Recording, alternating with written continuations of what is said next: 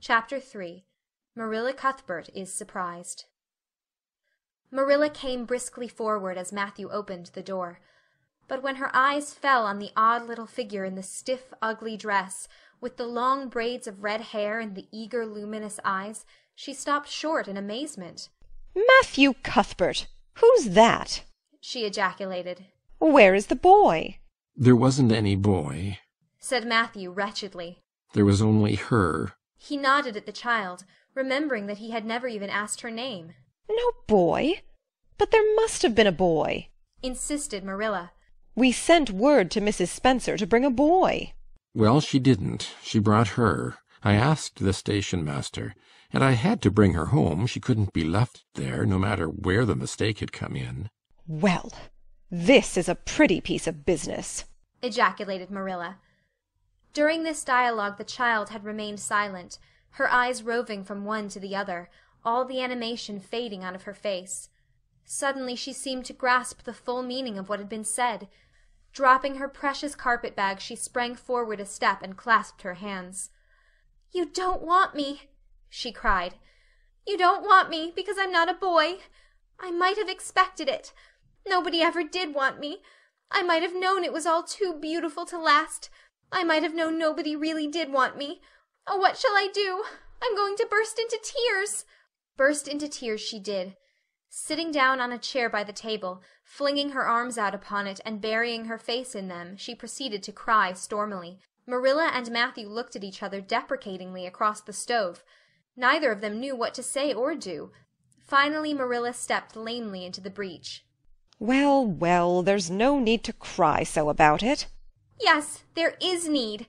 The child raised her head quickly, revealing a tear-stained face and trembling lips. "You would cry, too, if you were an orphan and had come to a place you thought was going to be home and found that they didn't want you because you weren't a boy. Oh, this is the most tragical thing that ever happened to me." Something like a reluctant smile, rather rusty from long disuse, mellowed Marilla's grim expression. "Well, don't cry any more. We're not going to turn you out of doors tonight. You'll have to stay here until we investigate this affair. What's your name?" The child hesitated for a moment. "Will you please call me Cordelia?" she said eagerly. "Call you Cordelia? Is that your name?" "No, it's not exactly my name, but I would love to be called Cordelia. It's such a perfectly elegant name." "I don't know what on earth you mean. If Cordelia isn't your name, what is?" "Anne Shirley," reluctantly faltered forth the owner of that name. "But oh, please do call me Cordelia.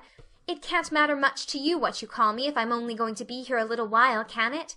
And Anne is such an unromantic name." "Unromantic fiddlesticks," said the unsympathetic Marilla. "Anne is a real good, plain, sensible name. You've no need to be ashamed of it." "Oh, I'm not ashamed of it," explained Anne. "Only I like Cordelia better. I've always imagined that my name was Cordelia. At least, I always have of late years. When I was young I used to imagine it was Geraldine, but I like Cordelia better now. But if you call me Anne, please call me Anne spelled with an E." "What difference does it make how it's spelled?" asked Marilla, with another rusty smile as she picked up the teapot. "Oh, it makes such a difference. It looks so much nicer. When you hear a name pronounced, can't you always see it in your mind, just as if it was printed out? I can, and A-N-N looks dreadful, but A-N-N-E looks so much more distinguished. If you'll only call me Anne spelled with an E, I shall try to reconcile myself to not being called Cordelia." "Very well, then, Anne spelled with an E. Can you tell us how this mistake came to be made? We sent word to Mrs. Spencer to bring us a boy. Were there no boys at the asylum?" "Oh, yes, there was an abundance of them. But Mrs. Spencer said distinctly that you wanted a girl about 11 years old, and the matron said she thought I would do. You don't know how delighted I was. I couldn't sleep all last night for joy. Oh," she added reproachfully, turning to Matthew, "why didn't you tell me at the station that you didn't want me and leave me there? If I hadn't seen the White Way of Delight and the Lake of Shining Waters, it wouldn't be so hard." "What on earth does she mean?" demanded Marilla, staring at Matthew. She's just referring to some conversation we had on the road," said Matthew hastily. "I'm going out to put the mare in, Marilla. Have tea ready when I come back." "Did Mrs. Spencer bring anybody over besides you?" continued Marilla when Matthew had gone out. "She brought Lily Jones for herself. Lily is only 5 years old, and she is very beautiful and has nut-brown hair. If I was very beautiful and had nut-brown hair, would you keep me?" "No. We want a boy to help Matthew on the farm. A girl would be of no use to us. Take off your hat. I'll lay it and your bag on the hall table." Anne took off her hat meekly. Matthew came back presently, and they sat down to supper. But Anne could not eat. In vain she nibbled at the bread and butter and pecked at the crab-apple preserve out of the little scalloped glass dish by her plate. She did not really make any headway at all. "You're not eating anything," said Marilla sharply, eyeing her as if it were a serious shortcoming. Anne sighed. "I can't. I'm in the depths of despair. Can you eat when you are in the depths of despair?" "I've never been in the depths of despair, so I can't say," responded Marilla. "Weren't you? Well, did you ever try to imagine you were in the depths of despair?" "No, I didn't." "Then I don't think you can understand what it's like. It's a very uncomfortable feeling indeed. When you try to eat, a lump comes right up in your throat and you can't swallow anything, not even if it was a chocolate caramel. I had one chocolate caramel once 2 years ago, and it was simply delicious. I've often dreamed since then that I had a lot of chocolate caramels, but I always wake up just when I'm going to eat them. I do hope you won't be offended because I can't eat. Everything is extremely nice, but still I cannot eat." "I guess she's tired," said Matthew, who hadn't spoken since his return from the barn. "Best put her to bed, Marilla." Marilla had been wondering where Anne should be put to bed. She had prepared a couch in the kitchen chamber for the desired and expected boy. But although it was neat and clean, it did not seem quite the thing to put a girl there somehow. But the spare room was out of the question for such a stray waif, so there remained only the east gable room. Marilla lighted a candle and told Anne to follow her, which Anne spiritlessly did, taking her hat and carpet-bag from the hall table as she passed. The hall was fearsomely clean. The little gable chamber in which she presently found herself seemed still cleaner. Marilla set the candle on a 3-legged, 3-cornered table and turned down the bedclothes. "I suppose you have a nightgown?" she questioned. Anne nodded. "Yes, I have 2. The matron of the asylum made them for me. They're fearfully skimpy. There is never enough to go around in an asylum, so things are always skimpy. At least in a poor asylum like ours. I hate skimpy night-dresses. But one can dream just as well in them as in lovely trailing ones with frills around the neck. That's one consolation." "Well, undress as quick as you can and go to bed. I'll come back in a few minutes for the candle. I daren't trust you to put it out yourself. You'd likely set the place on fire." When Marilla had gone, Anne looked around her wistfully. The whitewashed walls were so painfully bare and staring that she thought they must ache over their own bareness. The floor was bare too, except for a round braided mat in the middle such as Anne had never seen before. In one corner was the bed, a high, old-fashioned one, with 4 dark, low-turned posts. In the other corner was the aforesaid 3-cornered table, adorned with a fat, red velvet pincushion, hard enough to turn the point of the most adventurous pin. Above it hung a little 6-by-8 mirror. Midway between table and bed was the window, with an icy white muslin frill over it, and opposite it was the washstand. The whole apartment was of a rigidity not to be described in words, but which sent a shiver to the very marrow of Anne's bones. With a sob she hastily discarded her garments, put on the skimpy nightgown, and sprang into bed, where she burrowed face downward into the pillow and pulled the clothes over her head. When Marilla came up for the light, various skimpy articles of raiment scattered most untidily over the floor, and a certain tempestuous appearance of the bed, were the only indications of any presence save her own. She deliberately picked up Anne's clothes, placed them neatly on a prim yellow chair, and then, taking up the candle, went over to the bed. "Good night," she said, a little awkwardly but not unkindly. Anne's white face and big eyes appeared over the bedclothes with a startling suddenness. "How can you call it a good night, when you know it must be the very worst night I've ever had?" she said reproachfully. Then she dived down into invisibility again. Marilla went slowly down to the kitchen and proceeded to wash the supper dishes. Matthew was smoking, a sure sign of perturbation of mind. He seldom smoked, for Marilla set her face against it as a filthy habit, but at certain times and seasons he felt driven to it, and then Marilla winked at the practice, realizing that a mere man must have some vent for his emotions. "Well, this is a pretty kettle of fish," she said wrathfully. This is what comes of sending word instead of going ourselves. Richard Spencer's folks have twisted that message somehow. One of us will have to drive over and see Mrs. Spencer tomorrow, that's certain. This girl will have to be sent back to the asylum. Yes, I suppose so, said Matthew reluctantly. You suppose so? Don't you know it? Well, now, she's a real nice little thing, Marilla. It's kind of a pity to send her back when she's so set on staying here. Matthew Cuthbert, you don't mean to say you think we ought to keep her? Marilla's astonishment could not have been greater if Matthew had expressed a predilection for standing on his head. Well, now, no, I suppose not. Not exactly, stammered Matthew, uncomfortably driven into a corner for his precise meaning. I suppose we could hardly be expected to keep her. I should say not. What good would she be to us? We might be some good to her, said Matthew suddenly and unexpectedly. Matthew Cuthbert, I believe that child has bewitched you. I can see as plain that you want to keep her. Well, now, she's a real interesting little thing, persisted Matthew. You should have heard her talk coming from the station. Oh, she can talk fast enough. I saw that at once. It's nothing in her favour either. I don't like children who have so much to say. I don't want an orphan girl, and if I did, she isn't the style I'd pick out. There's something I don't understand about her. No, she's got to be dispatched straightway back to where she came from. I could hire a French boy to help me, said Matthew. And she'd be company for you. I'm not suffering for company, said Marilla shortly. And I'm not going to keep her. Well, now, it's just as you say, of course, Marilla, said Matthew, rising and putting his pipe away. I'm going to bed. To bed went Matthew, and to bed, when she had put her dishes away, went Marilla, frowning most resolutely.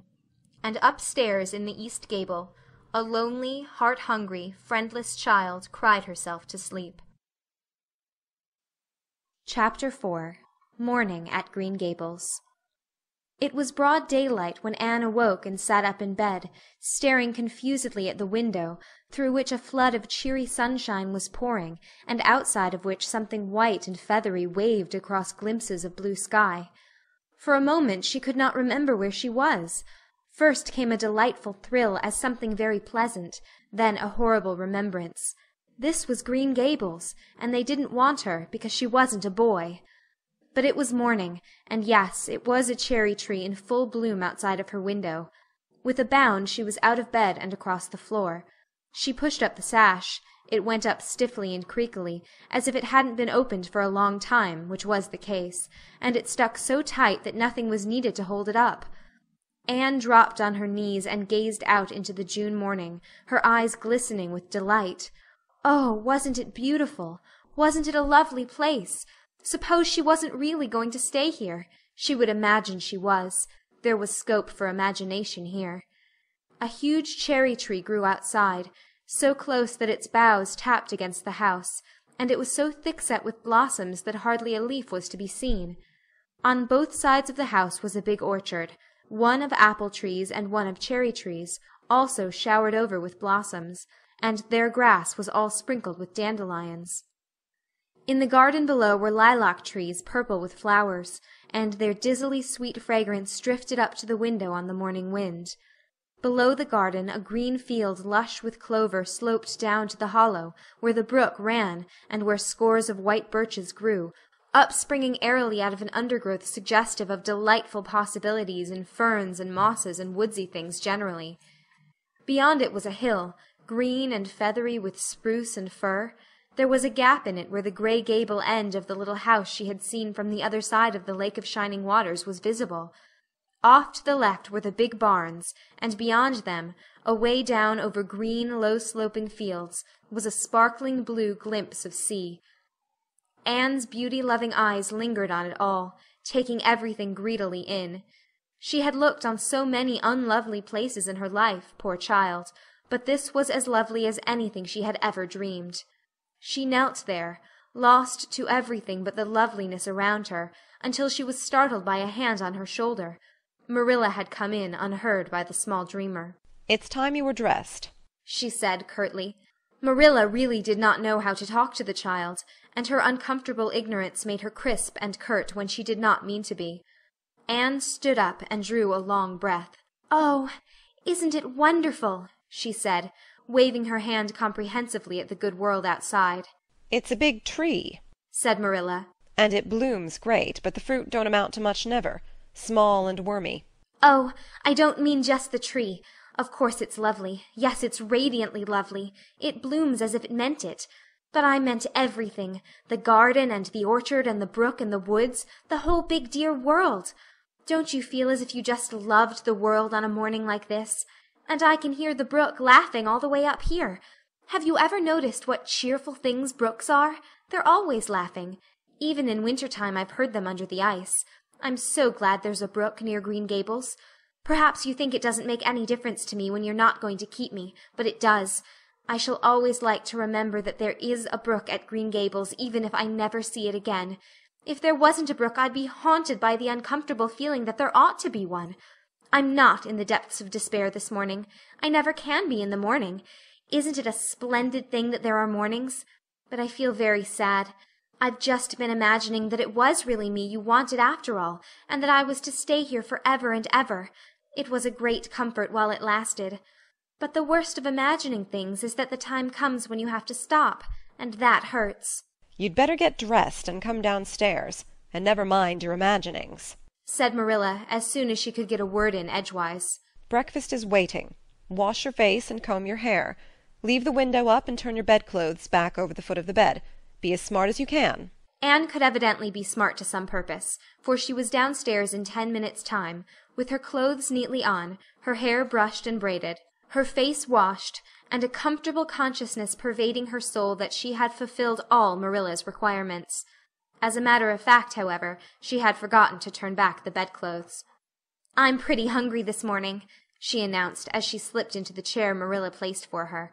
"The world doesn't seem such a howling wilderness as it did last night. I'm so glad it's a sunshiny morning. But I like rainy mornings real well, too. All sorts of mornings are interesting, don't you think? You don't know what's going to happen through the day, and there's so much scope for imagination. But I'm glad it's not rainy today, because it's easier to be cheerful and bear up under affliction on a sunshiny day. I feel that I have a good deal to bear up under. It's all very well to read about sorrows and imagine yourself living through them heroically, but it's not so nice when you really come to have them, is it?" "For pity's sake, hold your tongue," said Marilla. "You talk entirely too much for a little girl." Thereupon Anne held her tongue so obediently and thoroughly that her continued silence made Marilla rather nervous, as if in the presence of something not exactly natural. Matthew also held his tongue, but this was natural, so that the meal was a very silent one. As it progressed, Anne became more and more abstracted, eating mechanically, with her big eyes fixed unswervingly and unseeingly on the sky outside the window. This made Marilla more nervous than ever. She had an uncomfortable feeling that while this odd child's body might be there at the table, her spirit was far away in some remote airy cloudland, borne aloft on the wings of imagination. Who would want such a child about the place? Yet Matthew wished to keep her, of all unaccountable things. Marilla felt that he wanted it just as much this morning as he had the night before, and that he would go on wanting it. That was Matthew's way. Take a whim into his head and cling to it with the most amazing silent persistency, a persistency 10 times more potent and effectual in its very silence than if he had talked it out. When the meal was ended, Anne came out of her reverie and offered to wash the dishes. "Can you wash dishes right?" asked Marilla distrustfully. "Pretty well. I'm better at looking after children, though. I've had so much experience at that. It's such a pity you haven't any here for me to look after." "I don't feel as if I wanted any more children to look after than I've got at present. You're probable enough in all conscience. What's to be done with you, I don't know. Matthew is a most ridiculous man." "I think he's lovely," said Anne reproachfully. "He is so very sympathetic. He didn't mind how much I talked. He seemed to like it. I felt that he was a kindred spirit as soon as ever I saw him." "You're both queer enough, if that's what you mean by kindred spirits," said Marilla with a sniff. "Yes, you may wash the dishes. Take plenty of hot water, and be sure you dry them well. I've got enough to attend to this morning, for I'll have to drive over to White Sands in the afternoon and see Mrs. Spencer. You'll come with me, and we'll settle what's to be done with you. After you've finished the dishes, go upstairs and make your bed." Anne washed the dishes deftly enough, as Marilla, who kept a sharp eye on the process, discerned. Later on she made her bed less successfully, for she had never learned the art of wrestling with a feather tick. But it was done somehow and smoothed down, and then Marilla, to get rid of her, told her she might go out of doors and amuse herself until dinner-time. Anne flew to the door, face alight, eyes glowing. On the very threshold she stopped short, wheeled about, came back and sat down by the table, light and glow as effectually blotted out as if someone had clapped an extinguisher on her. "What's the matter now?" demanded Marilla. "I don't dare go out," said Anne, in the tone of a martyr relinquishing all earthly joys.